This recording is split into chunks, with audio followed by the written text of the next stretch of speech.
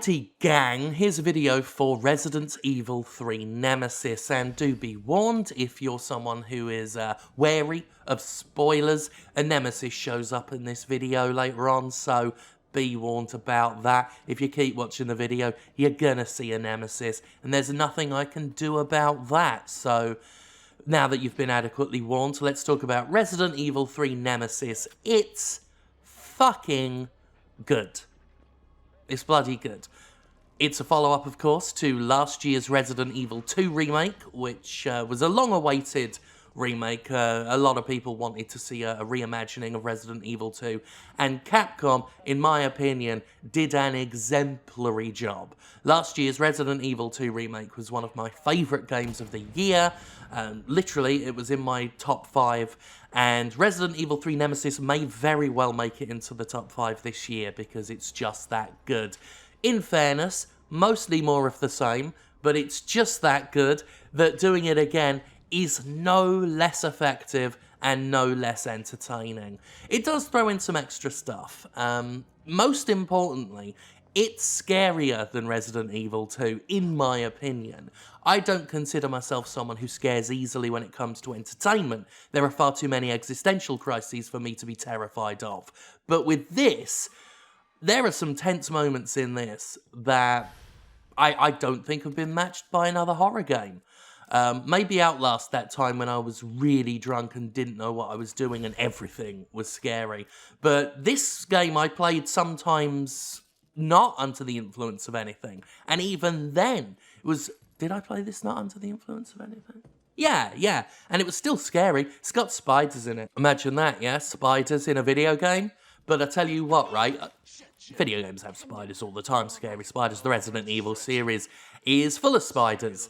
Capcom loves spiders. They've got a poster on the wall that says, "Step on me, Spider Daddy." But the spiders in this game aren't scary just because they're spiders. Oh no, these are Resident Evil 3 spiders. And I won't spoil it too much because it's well worth experiencing firsthand.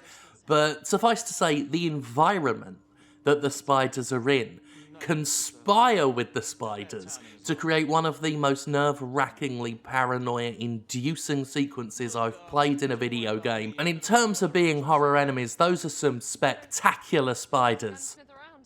Man. The zombies are as intimidating as ever, as they were in Resident Evil 2. Capcom have really gone out of their way to make zombies scary again, similar to what Alien Isolation did for the Xenomorph. It brings these common enemies that we've gotten so used to back to the forefront as something to be genuinely frightened of. They did very well with that in Resident Evil 2.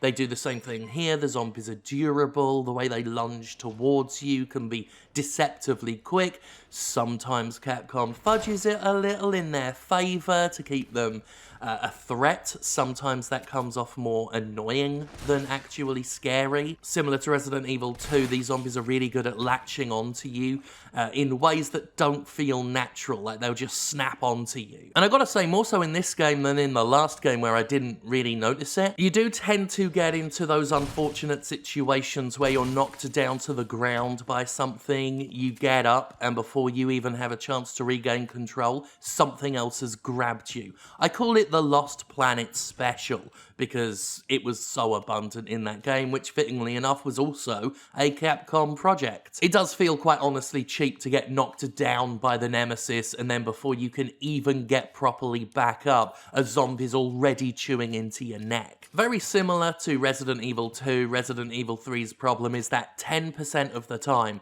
where you're not scared of the monsters that are attacking you, you're yelling, "Oh, come on," in a frustrated way. Be it some ambush, some zombie you didn't see coming that doesn't necessarily scare you, it just came at the least convenient time. So rather than being actually frightened, you're just irritated. However, that doesn't undo the fact that 90% of this game is damn good at what it does. And speaking of things that are very good at what they do, let's talk about the Nemesis, the titular Nemesis, the creature that stalks you throughout the game. Now, unlike with Mr. X, there's a greater emphasis in Resident Evil 3 on scripted sequences, the Nemesis showing up at predetermined times. I never felt like he was stalking me at all times. However, that's made up for by the fact that the Nemesis is really bloody quick and really bloody deadly. And if you played the original Resident Evil 3 back on the PlayStation, you know that the Nemesis escalates his bullshit throughout, and the portrayal of that escalation in this game is pretty bloody masterful. The Nemesis only gets more frightening, only gets more freaky, and there are some moments where you feel like maybe the Nemesis wandered in off the set of Dark Souls. If you're playing the game already, then you're gonna know what I mean pretty quick. I really like the characterizations in Resident Evil 3. When they first showed off Jill Valentine, the new look, I was a little bit unsettled because she looked so different. Not that Jill Valentine, not that any Resident Evil characters ever had the most consistent portrayal throughout the series, but it was unusual. But it takes almost no time at all for Jill Valentine's far more affable personality in this game to shine through. She's really charming, the way she pushes back Carlos's advancements, the way she interacts with the Nemesis, I